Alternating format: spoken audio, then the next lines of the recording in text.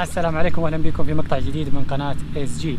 اليوم معانا الايباد برو، لكن قبل ما نبدأ في تفاصيله ونفك العلبة ابغى اتكلم عن نقطة كثير تكلم عنها. هل الايباد بشكل عام او الايباد برو بشكل خاص يستبدل اللابتوب او لا؟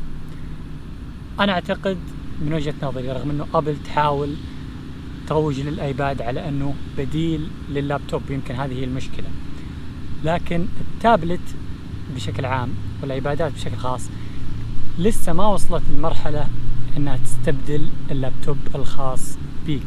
حتى مع السوفت وير الجديد للايباد، الايباد او اس اللي راح ينزل ان شاء الله في الخريف، ونزلوا النسخة اللي متاحة البيتا اللي متاحة للعامة نزلت، وان شاء الله راح انزلها اجربها على البرو. برضو حتى مع النقطة هذه ما اعتقد ان الايباد وصل لدرجة انه يغنيك عن اللابتوب، لسه تحتاج لابتوب. الايباد مفيد جدا، ممكن انه يختصر عليك وقت كثير، ممكن انه يخليك تشتغل في اماكن ما تقدر تستخدم فيها اللابتوب، لكن ما اتوقع انه وصل لمرحلة انه يغنيك تماما عن اللابتوب زي ما اللابتوب الان مثلا يغنيك تماما عن البي سي، ما يحتاج تشتري بي سي. لكن الايباد لسه ما وصل للمرحلة هذه. اعتقد انه احنا راح نوصل للمرحلة هذه، راح يجي وقت الواحد ما يحتاج فيه اللابتوب إذا كان عنده تابلت، لكن لسه ما وصلنا لها. فنقطة المقارنة باللابتوب أعتقد أنها ظالمة للأيبادات حاليا.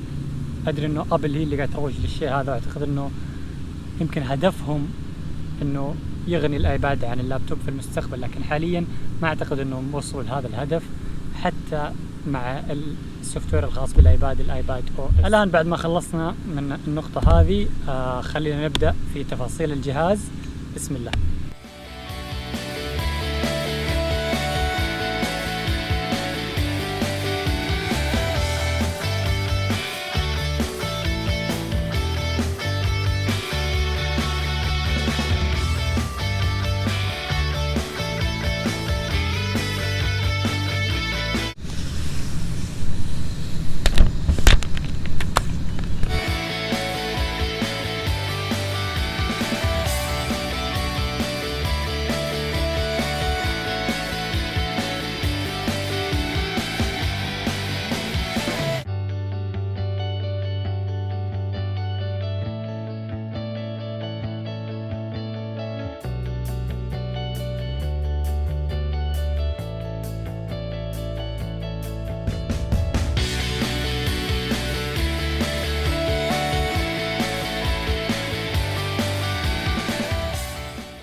زي ما شفتم في الانبوكسنج، العلبة ما فيها الا الايباد والشاحن، كعادة ابل بخيلة في الاكسسوارات. اول شيء بتكلم عنه الشاشة ليكويد ريتنا ديسبلاي، ما هي اوليد، لكن الشاشة جميلة جدا جدا جدا. وحتى برا، اذا كنت برا البيت حتى لو في شمس، السطوع حقها رائع جدا، ما تعطي انعكاس كبير. جميل ثاني في الشاشة الريفريش ريت ب 120 جيجا هرتز. الريفريش ريت عالي يعطيك سموثنس في الشاشة، لما تتنقل بين الواجهات تحسها ناعمة، أو حتى داخل التطبيقات لما تكون داخل أي تطبيق وتتنقل داخل التطبيق الشاشة تتحدث بشكل سريع، فالمنظر يكون أكثر ليونة وأكثر مرونة. أيضا ميزة التروتون اللي تلعب في ألوان الشاشة على حسب بيئة المكان اللي انت فيه. بعدين ننتقل للصوت. الصوت ممتاز لأنه في 4 سبيكرات في الأيباد، سبيكرين في كل جهة. الآن راح أشغل مقطع وراح نسمع صوت الجهاز.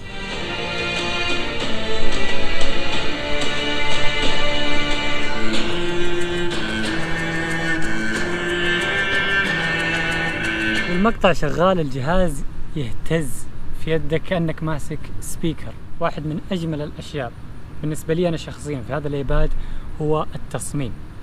أنا من الناس اللي ما يحب النوتش أبدا، ولا يحب البيزلز اللي في أطراف الشاشة. فالأيباد هذا ما في له نوتش طبعا، والبيزل زي ما انتم شايفين نحيفة جدا، لأنه الشاشة شبه كاملة تقريبا، لأنه ما فيه التاتش اي دي وفي فيس اي دي، لكن رغم كذا الكاميرا قدروا انه يحطوها في مكان صغير جدا فوق. ايضا الحواف تذكرنا بالايفون 4 والايفون 5، تصميمها ما هو دائري وانما جاي زي المكعب تقريبا. طبعا ابل تقول انه سبب اختيارهم للتصميم هذا هو المهندسين هم اللي فضلوا هذا التصميم، لكن أنا أعتقد أنه التصميم هذا عشان تقدر تحط الأبل بنسل. نقطة ثانية تخص التصميم أنه ما في قزاز في الخلف، بالتالي ما في شحن لاسلكي. طبعا الشحن اللاسلكي ممكن يكون صعب لأنه الجهاز كبير ويحتاج شاحن كبير، لكن ممكن يكون شحن لاسلكي في ستاند. أغلب الناس هم يكتبوا أو يتفرجوا على الايباد ممكن يحطوا في ستاند، فالستاند يكون شاحن في نفس الوقت، لكن ما في شحن لاسلكي. الكاميرا 12 ميجا بكسل وتصور 4K 30 فريم في الثانية أو 60 فريم في الثانية. والكاميرا الأمامية كاميرا الفيس اي دي تصور 7 ميجا بكسل. على طاري الفيس اي دي، الجهاز ما في له تاتش اي دي. طريقة الفتح يا انه كلمة السر او الفيس اي دي، والفيس اي دي سريع جدا جدا. بعض الناس تشكي انك لو كنت ماسكه بوضعية اللاندسكيب ما يفك معك، لكن انا جربته اكثر من مرة ويفك بسرعة. الان فك معايا. طبعا المشكلة فين؟ المشكلة لما تكون ماسكه بيدك الاثنين ومغطي على الكاميرا. تصوير السلو موشن 1080 240 فريم في الثانية، يعني التصوير لا يعتمد عليه بالنسبة للسلو موشن. لكن الكاميرا بشكل عام ما اعتقد انه احد راح يبدل كاميرا بايباد او يشتري ايباد عشان الكاميرا. صح انه هذا ايباد برو، والمفروض انه للناس البروفيشنال، الناس المحترفين، فلازم المكونات اللي فيه تكون مكونات محترفة عشان تلبي رغبات الناس المحترفين. لكن اعتقد انه الكاميرا انها تصور 4K 30 فريم او 60 فريم اعتقد انه شيء كويس. الكاميرا الامامية 7 ميجا بكسل برضه اعتقد انه شيء كويس، فما عندي مشكلة مع الكاميرا. المعالج هو مكان القوة الحقيقية للايباد برو. المعالج هو اللي يفرق الايباد برو عن الايباد العادي او عن التابلتات الثانية سواء السامسونج او غيرها. المعالج A12 بايونيك شيب نفس الموجود في ال 10S، لكن هنا طبعا الرام 6 جيجا. واذا الارقام ما تفرق معك، المعالج هذا اقوى باكثر من ضعفين النوت 9 اللي هو احد افضل اجهزة الاندرويد. واعتقد اذا في نقطة واحدة ممكن نقول انها هي الميزة العامة او اهم ميزة، هي طبعا المعالج. هذا الايباد معالجه الافضل في جميع التابلتات المتاحة في الاسواق حاليا. بطارية، مدخل البطارية USB-C، واعتقد انه هذا شيء برضو من الايجابيات الممتازة في هذا الجهاز، عقبال ما ابل تحول كل اجهزتها لUSB-C. لكن المشكلة اذا عندك اجهزة ابل الثانية، فراح تضطر انه يكون هذا الجهاز له شاحن منفصل لحاله، لانه ما في اي جهاز ثاني الابل يشحن USB-C. اتكلم عن التابلتات والجوالات. البطارية تقول ابل انها تقعد 10 ساعات، لكن في ناس جربوا الجهاز وقالوا انها تقعد لاكثر من 10 ساعات، فابل كانت متواضعة نوعا ما في هذه النقطة. الجهاز يجيب 4 فئات للذاكرة، 64 جيجا، 256 جيجا، 512 جيجا، 1 تيرا بايت. طبعا تختار على حسب استخدامك. بعدين نجي للشبكة، في واي فاي وفي واي فاي بشريحة كعادة أجهزة أبل الثانية. نسخة الشريحة تقبل شريحة داخلية نانو سيم وشريحة إلكترونية الإي سيم. هذه كانت نظرة عامة على الأشياء الإيجابية في الجهاز. خلينا ننتقل لبعض السلبيات في الآيباد برو. طبعا اللي راح أذكرها أنا 4 السلبيات. فيه ناس كثير طلعوا السلبيات أكثر، لكن من وجهة نظري أنا شفت 4 سلبيات. السلبية الأولى أنه ما في أدابتر في العلبة، سواء للسماعة أو للشاحن. زي ما قلت أنه مدخل الشاحن USB-C، أغلب أجهزة أبل الثانية ما تدعم USB-C، تعتمد على اللايتنينج زي ما أنتم عارفين. فبالتالي في شاحن USB-C في العلبة، لكن إذا تبى تشغل سماعة لازم تحتاج لأدابتر عشان تشبكها في الآيباد أو تستخدم سماعة بلوتوث. السلبية الثانية غلاء الإكسسوارات. طبعا الجهاز ممكن تستخدمه بدون إكسسوارات عادي، لكن الإكسسوارات تضيف للجهاز لسهولة استخدام الجهاز، تعطي قيمة أكبر للجهاز. من هذه الإكسسوارات الأبل بنسل.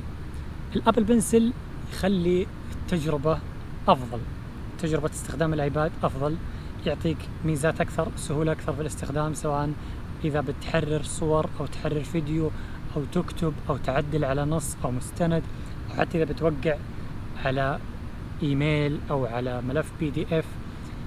لكن سعر الأبل بنسل $130. صح إنه فيه له مميزات عن الأبل بنسل الأول، الجنريشن الأول، ولكن الأول كان بسعر $100 واللي أنا أعتقد إنه غالي. الآن هذا $130 عشان حاجة أعتقد إنها كان المفروض تكون موجودة حتى في الجيل الأول من أبل بنسل، اللي هي إنك تحطه مو شرط بالطريقة هذه، لكن بطريقة أفضل مما إنك تشبكه في وصلة الشاحن عشان تشحنه، أو إنه يكون فيه له مكان يثبت في الجهاز، لأنه تحتاج تشتري شنطة عشان تحط القلم اللي هو الأول، مو هذا. إذا بتشيله مع الإيباد تحتاج شنطة يكون فيها مكان مخصص للقلم، أو تحطه إذا أنت طالب زي مثلا تحطه في المقلمية. يا ليتهم على الأقل حطوا مشبك مثلا عشان ممكن تكشخ وتحطه في ما عندي جيب، ممكن تحطه هنا. لكن التجربة كانت سيئة في الجنريشن الأول من الأبل بنسل، وكان سعره غالي. الآن زودوا $30، التجربة أفضل، ولكن $130 أعتقد أنه مبلغ عالي جدا. السمارت كيبورد نفس الشيء، يفرق كثير بالنسبة للأشخاص اللي يكتبوا كثير على الآيباد، اللي يستخدموا الآيباد للكتابة كثير، يفرق معاهم السمارت كيبورد. فلو على الأقل واحد من الإكسسوارين هذه مثلا كانت في العلبة، أو كانت سعرها أقل، أو تجي بتخفيض إذا راح تشتريه مع الآيباد، أعتقد كان راح يكون أفضل، بدل ما أنه الواحد يدفع تقريبا قرابة ربع قيمة الجهاز في الإكسسوارات. السلبية الثالثة زي ما أنتم شايفين في الشاشة، أسعار الآيباد هي سعره المرتفع، سعر الجهاز نفسه مرتفع، وأيضا سعر لما تبغى مثلا حجم ذاكرة أكبر، بدل 64 تبغى 256، الفرق كبير. إذا تبغى النسخة اللي تجي بشريحة برضو الفرق كبير عن النسخة اللي واي فاي فقط. هذا عالي، خصوصا انه صح انه هو اسمه ايباد برو، لكن ابل لما تسوي دعاية للايباد تورينا انه هو اللي حتى المستخدم العادي، حتى المستخدم اللي يستخدمه في فقط مثلا الكتابة ومشاهدة الافلام والمسلسلات والاستخدامات العادية هذه، مو استخدامات الاشخاص المحترفين البروفيشنال. فبالتالي أبل إذا تبغى المستخدم العادي يشتري الآيباد برو ويترك الآيباد ميني أو الآيباد 6 أو الآيباد إير، لازم تعطي له سعر منافس. لأنه أنا ليش أدفع كمستخدم عادي ماني برو آيباد برو وأنا ما راح أستخدم كل الإمكانيات اللي فيه؟